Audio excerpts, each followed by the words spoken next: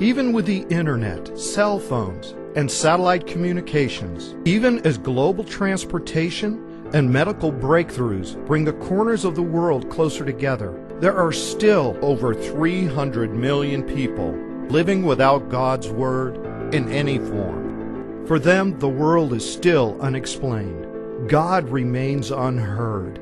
He remains unheard in Ugandan churches, struggling to understand Christ's teachings in a language not their own.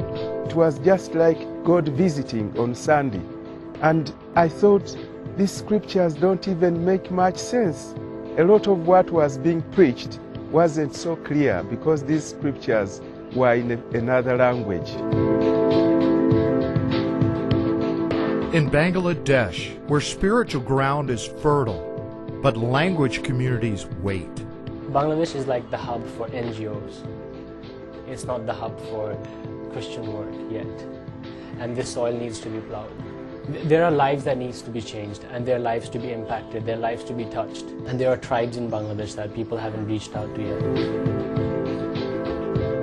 In India, where the church is exploding with new believers, but they're hungry for God's Word today. Traditional process of doing Bible translation is just not fast enough to respond to the pace of the church explosion that's growing in India. And the church planners are saying, even if you do a New Testament in 6 years, we can't wait 6 years to get the scriptures.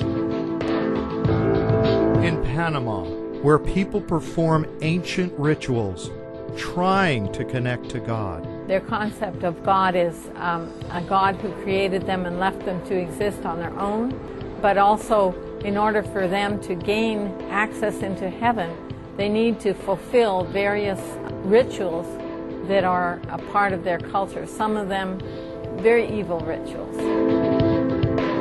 In Kenya, where they place their hope in the worship of false gods.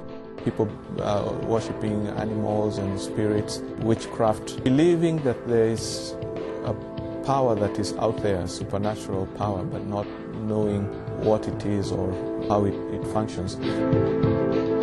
Though the world may seem smaller and more accessible, though we may have access to God's Word in our language, 1/3 of the languages of the world are waiting to hear God's voice, waiting to hear His plan for their life.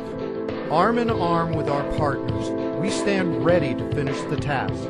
The finish line is so near. Join us.